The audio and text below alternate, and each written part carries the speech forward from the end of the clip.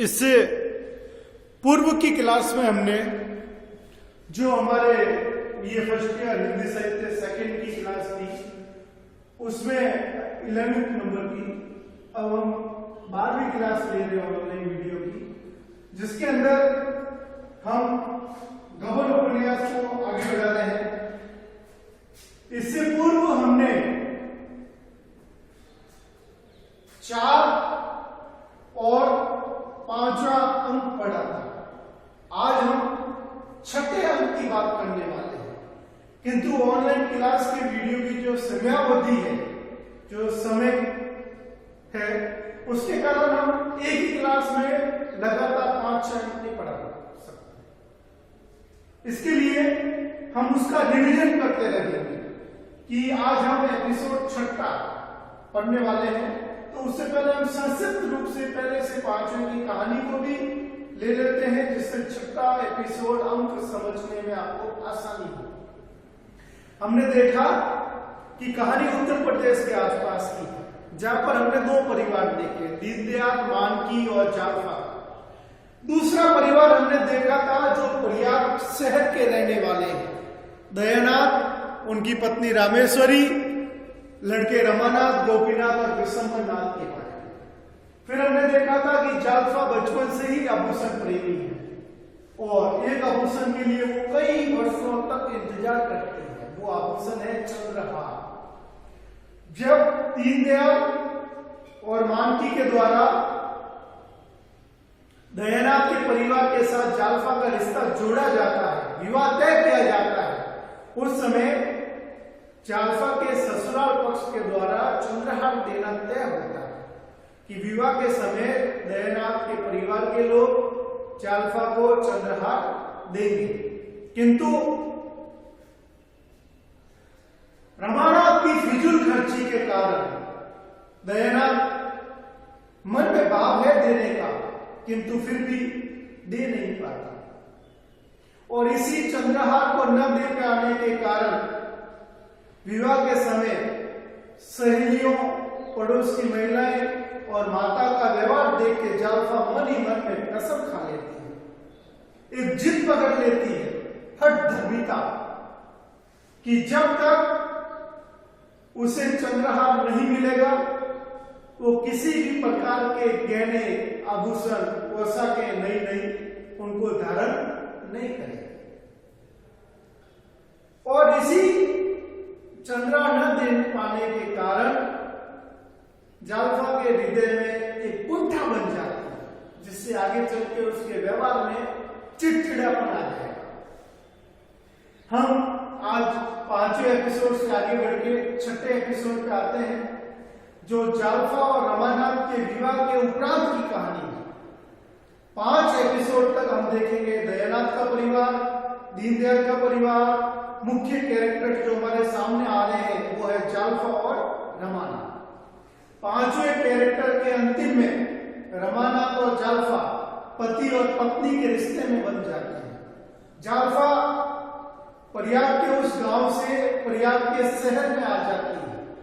दीनदयाल का घर छोड़कर, अपने पिता का घर छोड़ के दयानाथ के घर में अर्थात ससुराल में रमानाथ की पत्नी करके रहना प्रारंभ कर देती है। अब देखते हैं हम एपिसोड 6। विवाह के बाद जहां पर दयानाथ जी बहुत कम वेतन प्राप्त करते हैं, कचहरी में मुंशी है, 50 रुपए वेतन मिलता है, किंतु वो 50 रुपए परिवार का खर्चा चलाने में और रमानाथ की शादी में खर्च हो चुके हैं। अब इनके ऊपर बहुत ज्यादा उधारी हो चुकी है, जिसे धीरे धीरे करके ये चुकता करने की कोशिश कर रहे हैं, लेकिन अब इनके हाथ में वो बात नहीं है, क्योंकि घर में पहला विवाह था, सबसे बड़ा रमानाथ है। पहले विवाह में इनको इतना परिचय या जानकारी भी नहीं थी कि खर्चा कैसे करना है, क्या करना है, इसके कारण उधारी ज्यादा हो गई। और विशेषकर रमानाथ जी की फिजूल खर्ची के कारण दयानाथ कर्ज में सिर से लेकर पैर तक डूब चुके हैं। दयानाथ अत्यंत दुखी है क्योंकि उसके ऊपर कर्जा हो चुका है। जालफा भी बहुत ज्यादा दुखी है,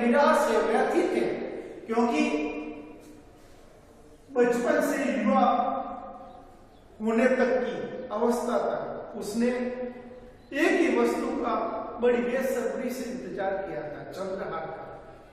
विवाह भी वो इसीलिए करना चाहती थी कि उसे चंद्रहार मिले।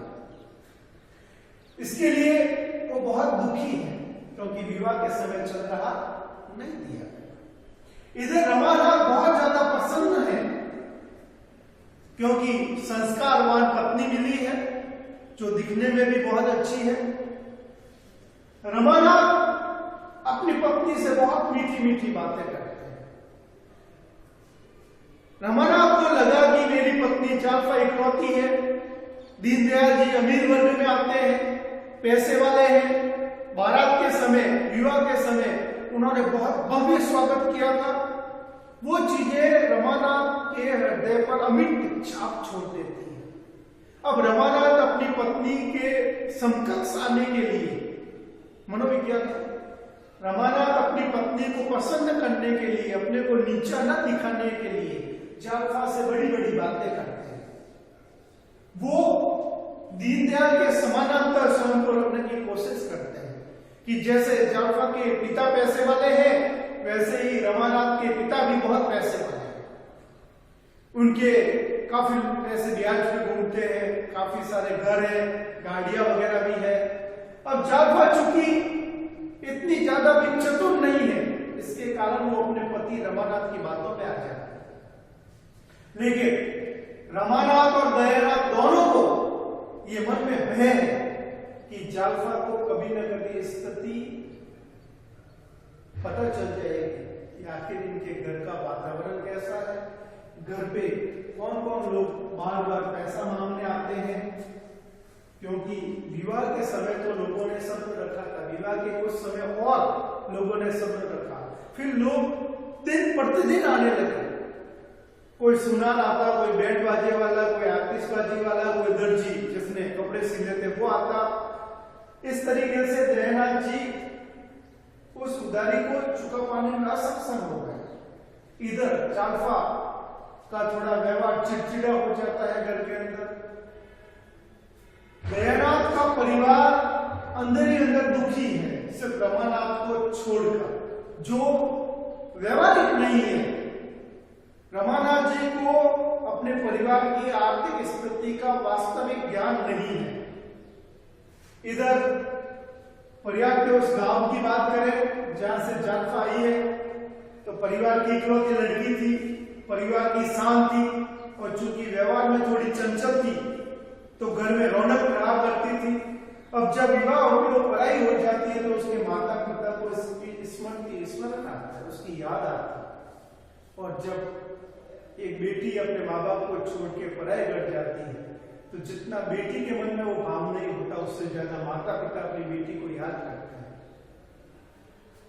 इधर उसी बेटी का व्यवहार जो अपने पीहर में अलग होता था वो ससुराल में आके अलग हो जाता है। जालपा रमानाथ से थोड़ा सा अलग और सास ससुर से बिल्कुल अलग व्यवहार करती है, क्योंकि रमानाथ जी तो चापलूसीपूर्वक बातें करते हैं, मीठी मीठी बातें करते हैं, उसे खुश रखने का प्रयास करते हैं। इधर दयानाथ और रामेश्वरी के मन में अभी तक ये भाव है कि उन्होंने जालपा को चंद्रहार नहीं दिया। इधर दयानाथ जी रामेश्वरी आगे तनाव में है क्योंकि दिन प्रतिदिन लोग घर के बाहर उधारी मांगने आते हैं, उन्हें समाज में बदनामी का डर है, गली मोहल्ले वाले लोग देखते हैं। रामेश्वरी और रमानाथ दोनों दयानाथ पर इसी चीज के कारण एक प्रेशर बनाते हैं, दबाव बनाते हैं कि उधारी को चुकाने का सबसे अच्छा तरीका है कि दयानाथ रिश्वत ले, ऊपर की कमाई करें, क्योंकि जो सरकारी वेतन है उससे तो कर्जा उतरना असंभव लग रहा है। दयानाथ जिन्होंने सरकारी नौकरी में कभी भी एक रुपया रिश्वत का नहीं लिया, जिन पे कभी किसी के आरोप या लांछन नहीं लगे कि ये रिश्वत खाते हैं, बेईमान है, वो इस वस्तु को, रिश्वतखोरी को, ऊपर की कमाई को कैसे ग्रहण कर लेते? उन्होंने स्पष्ट मना कर दिया। उल्टे उन्होंने अपने बच्चे रमानाथ को समझाया कि आप उच्च शिक्षा ग्रहण कर चुके हैं। आप कोई रोजगार करें, कोई नौकरी करें जिससे घर में कमाने वाले दो हो जाएंगे, तो धीरे धीरे ये सब उधारी जो रमानाथ की देन है फिजूल खर्चे के कारण हुई है, वो धीरे धीरे उतरना प्रारंभ हो जाएगी। उधारी जो मांगने वाले लोग हैं उनको थोड़ा थोड़ा पैसा दिया जाएगा, तो वो धैर्य धारण करके समय के साथ हिसाब चुकता करके जाएगा। इस एपिसोड में हमने देखा कि विवाह के बाद दयानाथ का परिवार बहुत आर्थिक रूप से टूट चुका है। दीनदयाल मांझी हृदय से टूट चुके हैं अपनी बेटी की याद में। जाफा चंद्रा न मिलने के कारण टूट चुकी है। और रमानाथ जी जब अपने पिता के द्वारा उनको कहा जाता है कि आप रोजगार करें, नौकरी करें, तब वो नौकरी न करके कुछ योजना बनाते हैं, षड्यंत्र रचने की कोशिश करते हैं कि कैसे ये उधारी चुका दी जाए, क्योंकि उधार मांगने वाले जो घर में आते रहते हैं दिन प्रतिदिन, उससे समाज में बदनामी होने का डर है। जाफा को घर की वास्तविक स्थिति पता लग जाएगी, ये डर है। इसके लिए रमानाथ नौकरी न करके, ईमानदारी पूर्ण जीवन व्यतीत न करके बेईमानी करने की कोशिश करता है। और इस बेईमानी का